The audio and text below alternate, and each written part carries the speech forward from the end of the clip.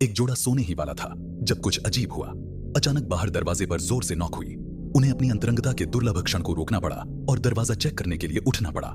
लेकिन जब उन्होंने उसे खोला, उन्होंने वहां एक छोटी लड़की को खड़ा देखा। उसका चेहरा काली कालिक से ढका हुआ था। आदमी ने उसे पहचाना नहीं। जेफ भ्रमित लग रहा था। लड़की को बिना हिले डुले वहीं खड़ा देखकर डेजी को उसे जाने के लिए कोई बहाना बनाना पड़ा। उस समय जेफ को लगा कि कुछ गड़बड़ है।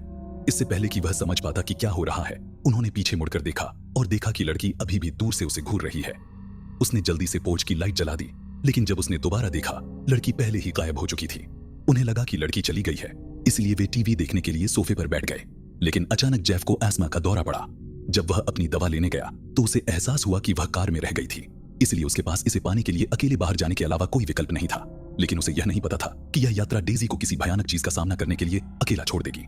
जेफ के चले जाने के बाद डेजी घर पर ही बोर होकर बैठी रही, अपने दोस्तों के साथ वीडियो चैटिंग कर रही थी। अचानक बाहर से जोरदार आवाज आई। डेजी को लगा कि जेफ वापस आ गया है। उसने जल्दी से अपना फोन नीचे रखा और दरवाजे की ओर चली गई। लेकिन जब वह करीब पहुंची, उसे एहसास हुआ कि नॉक जेफ जैसी नहीं थी।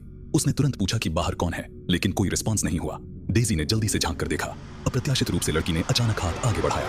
उस दृश्य ने डेजी को डरा दिया। उसने जल्दी से दरवाजा बंद कर दिया और लड़की की हरकतें सुनने के लिए झुक गई। बाहर शांत होने के बाद ही डेजी ने फिर से झांकने के छेद से देखने की हिम्मत की। यह सुनिश्चित करने के बाद कि लड़की चली गई है, वह शांत हो गई। लेकिन उसे उम्मीद नहीं थी कि जब वह दरवाजा जांच रही थी, कोई पहले ही उसके घर में घुस चुका था।